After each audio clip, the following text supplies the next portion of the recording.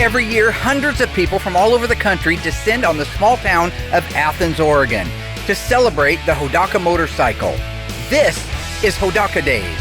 On every episode of Graveyard Bikes, I'm going to highlight one of my motorcycles, what makes it unique, the special features that it has. I will be sharing my passion of motorcycles with each of you.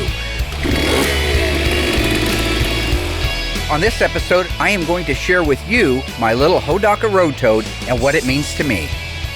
So when I was growing up, of course, I was in love with absolutely every motorcycle that was out there. What I was never able to buy was a brand new version of this. This is a 1976 Hodaka Road Toad.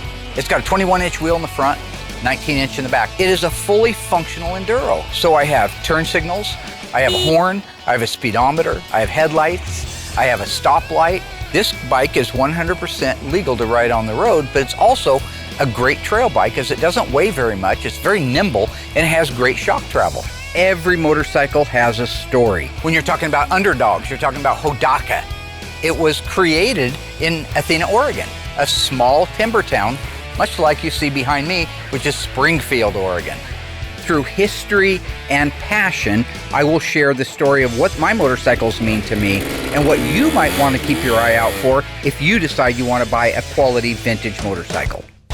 The one rule we have at Graveyard Bikes is it has to be fun. I do it for the love and the passion of motorcycles. A. Michael Baldwin's performance in one of my favorite movies of all time, Phantasm, directed by Don Coscarelli, my buddy. He was riding a 1976 Hodaka Road Toad in and out of the cemetery. That was an identical twin to my bike. That's the thing that makes this love affair of the motorcycle so endearing to me. I will run every motorcycle through the paces. If it is an enduro, it'll be on the street as well as off-road. That's what an enduro is supposed to be. If it's a street bike, I will show you firsthand how it performs on the road. Graveyard Bikes is an opportunity to turn back the clocks, going back to a time when life was simpler, the good old days that everybody talks about, capturing that through the love and the passion of motorcycles. As a kid, when I was only 14 years old and had my first motorcycle, my Honda CL100, for me to ride my motorcycle, I had to do what we call alley hopping. And these alleys in Springfield, now they would go all the way from 16th Street all the way down to Mill Street back in the day. So to go see Cousin Dougie, he lived up on South 3rd Street. I had to ride the alleys all the way down in the back roads to get up to his place. They say that every great story ends where it begins.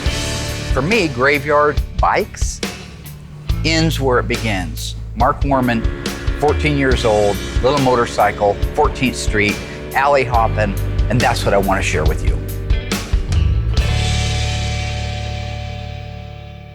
Businessman.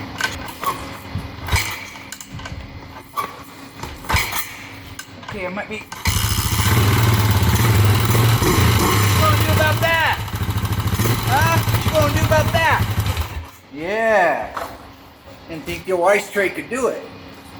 Didn't think you could do it, huh? What you gonna do, Mary?